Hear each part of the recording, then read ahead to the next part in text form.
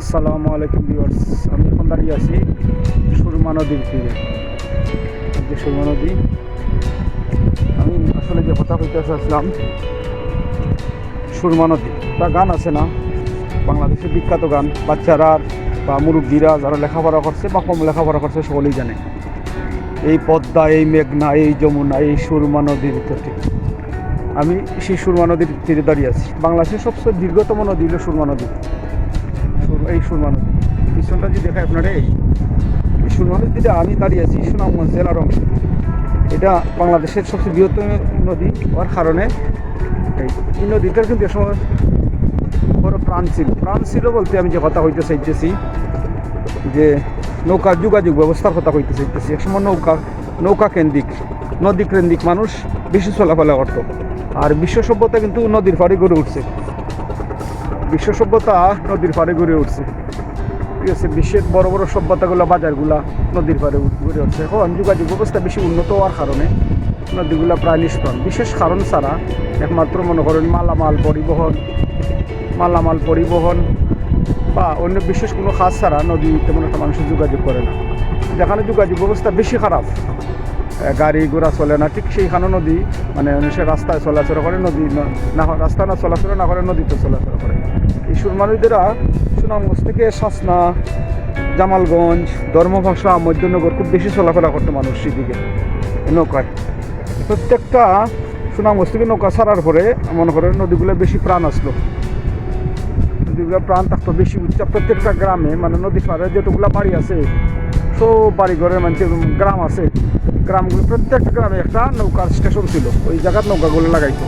যেমন আপনি যদি সুনামগঞ্জ, আমরা যারা উঠতাম সুনামগঞ্জ জামালগঞ্জ যাওয়ার লাগে, তো সুনামগঞ্জ, টুকের বাজার, রহমতপুর, ফন্দা, মুরারবন, এরপরে হইল জয়নগর বাজার, রামনগর বাজার, এরপরে আমরিয়া, নোয়াগাঁও, দুলুপুর, শাসনা, বিরাট রাস্তা। মনে করেন ট্রলারে আপনি সুনামগঞ্জ একসময় যাইতে অন্তত 3 ঘন্টা 4 ঘন্টা, একটা হয়তো বিরতি যেটা হইতো যা 2.5 ঘন্টা 3 ঘন্টা 2 ঘন্টার ভিতরে অনেক সময় যেতে। আর বিশেষ ভাড়া করে যারা নৌকা লয়ে যেত, এরা 1.5 ঘন্টা, কোন সময় 2 ঘন্টাও লাগতো। এই নৌকাগুলো নদীগুলার কিন্তু প্রাণ বলতে আমি হতে হইতে চাইছি। এই যে এখন নদীটা কিন্তু যেহেতু বৈশাখ মাস আর শেষ বিকেল, আবহাওয়াটা বেশ ফুরফুরা আর হালকা বাতাস আছে, বইতেছে। এই দেখেন নদীটা। আমি যে কথা বলতেছিলাম যে নদীটার প্রাণ, এই নদীর মূলত প্রাণের কথা বলতে এই কথা হয়েছি যে মানুষ যে চলাচল ব্যবস্থা ব্যবস্থার ছিল সবসময় নদী কেন্দ্রিক করার কারণে মানুষ নৌকা পথে বেশি যোগাযোগ করতো। এই সুরমা নদী ছিল সেই প্রাণের কথা বললাম। আর আপনি যদি দিকে যান দেখান দেখুন, একদম দীর্ঘতম নদী বাংলাদেশে। অনেক জেলা উপজেলার বুক সাইডে এই নদীটা বেশি। আমি তার এসে সুনামগঞ্জ সে দেখেন। আর আমি এদিকে দেখাই দিদি আপনারা, এই দেখেন এটা নদীর পাড়, কবরস্থান, বাড়িঘরও আছে। এই দেখেন এদিকে দেখেন, এই দেখেন গরু, চরগুলাতে গরু, পদ্মা, মেঘনা, যমুনা, সুরমা নদীর থেকে। আমি যদি আবার এদিকে একটু আগায় দেখাই, আপনি দেখতে পারবেন চরগুলা দেখছেন। এগুলো কিন্তু বিভিন্ন কচুরি ফান আছে নদীর মাঝে লাগছে, ইয়া খুব সুন্দর। নদীতে তেমন কচুরি ফানা থাকে না, অনেক সময় বাইক টলে লইয়া যায় বিভিন্ন জায়গা, থাওর নেওয়া বিভিন্ন সাইটে নিয়ে ছোটো ছোটো খালে দিতে একটা এগুলো বাসায়। নদীর মাঝে তেমন একটা থাকে না। আর নদীর পাড়গুলো এখন ব্যবসায়িক কেন্দ্র গড়ে উঠছে, যেমন বিশেষ করে বালু ব্যবসা। দেখেন আপনি প্রত্যেকটা সাইটে এরিয়া গেলে আপনি বালু পাইবা, স্টিলের নৌকা আছে, বালু আছে, এগুলো থাকে সবসময়। মানুষ ব্যবসা করার লাগে বালু নদীর পাড়ের আছে। আর আমি যদি পাড়টা আবার দেখাই, ওই দেখেন এখানে কিন্তু ওই যে এদিকে একটা বালু তুলতেছে মেশিন দিয়ে। এই দেখেন এদিকে দেখাই যদি ওই দেখেন বালুগুলো নৌকা দিয়ে মেশিন এর সময় কিন্তু শ্রমিকরা বেশি খাস করিয়া মাথা দিয়ে বালুগুলো নৌকা তুলতো। এখন কিন্তু এই সিস্টেমটা এখন নাই, যখন মানুষ মেশিনের মাধ্যমে সব কিছু করে। আমি যদি আপনারা যে সূর্যটা দেখাই, দেখেন এই যে সূর্যটা তার শেষ বিকেলে সূর্য। আর এদিকে যদি আবার দেখাই, কচুরিপানা দলের সাথে হয় না, আমি আপনারা দেখাইতেছি সুরমা নদীতে। আবার আসলেই নদী,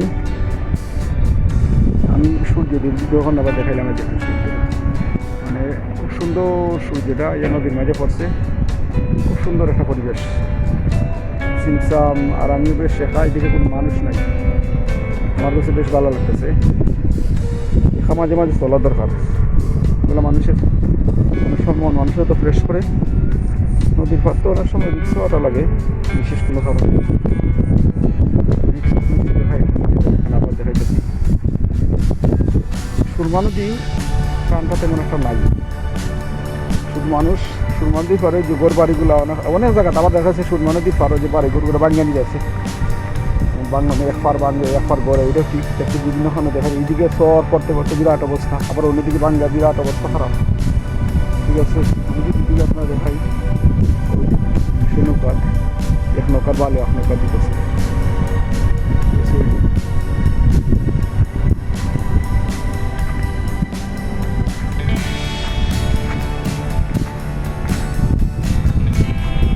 আসলে রাজন করছে বালুর কথা যেন হয়েছি না, প্রত্যেকটা নদীর পাড়ও বেশি অনেকগুলো গ্রামের মাঝে এখন বালুর ব্যবসায়ীরা বেশি নদীর পাড় মানুষের বালু রাখে ব্যবসা করে। ওই সামনে একটা স্টিলের নৌকা বানায়, এখানে একটা কারখানা গড়ে হচ্ছে। ঠিক আছে, ওই দিন সামনে একটা স্টিলের নৌকা বানায় একটা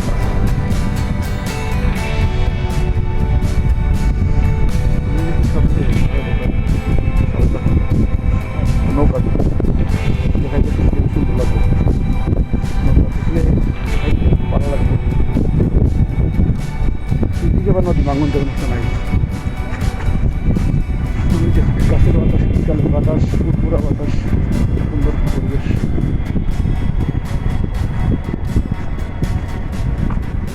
দেখার মতো খাওয়া পড়াইতে অনেক সময় ভালো লাগে। নদীগুলো দেখাতে আসলাম মূলত আমি, নদীতে যারা মাছ মারে, ঠিক আছে, তারা দেখাইতে আসছিলাম আমি। এই মুহূর্তে তো এখানে সম্ভব না, আমি নৌকা থেকে দেওয়ার চেষ্টা করবো।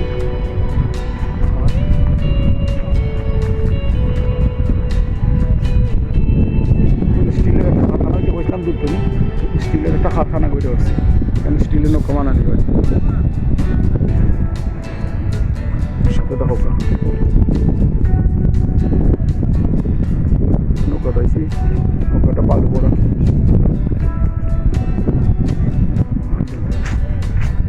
শাহ মিলন পরিবহন, সুন্দর লাগে। মনে করি যে আপনাদের এটার সাথে বেশি পরিচয় আমার নদীর সাথে সুনামগঞ্জ জামাল অনেকটা সময় এই নৌকা মানে নৌকা হতে চলাফেরা করছি।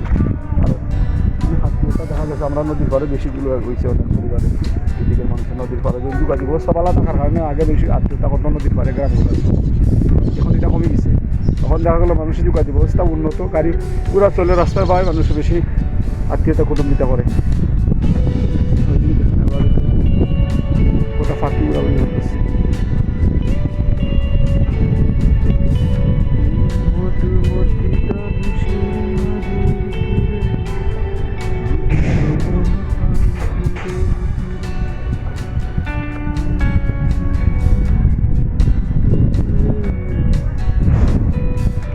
কেন এটা ভালো না, আমি শুধু দেখি সুসার সুসাও এটা নিচে তো আমি নিব সাথে থাকবো না, সাথে দেখাই নি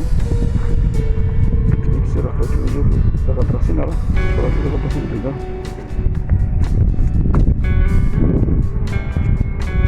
নদী হয়ে যায়।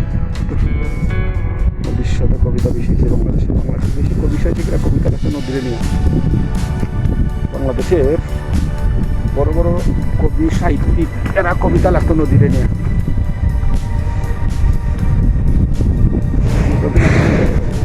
নৌকাতে কিন্তু ওই যে সেটা গাছ লাগাইছে, গাছ আর হলো নাগামরিচ, আর সামনে আছে বেগুন গাছ। এগুলা যেগুলো খাস করে নৌকা প্রকৃতি মানুষ বুঝে যায়, তার আমার আলাদা একটা ভালো রয়েছে খাস করে। এদিকে বেগুন গাছ, ঘাস গাছ, আর নাম লাগাইছে তারা নাগামরিচের গাছ।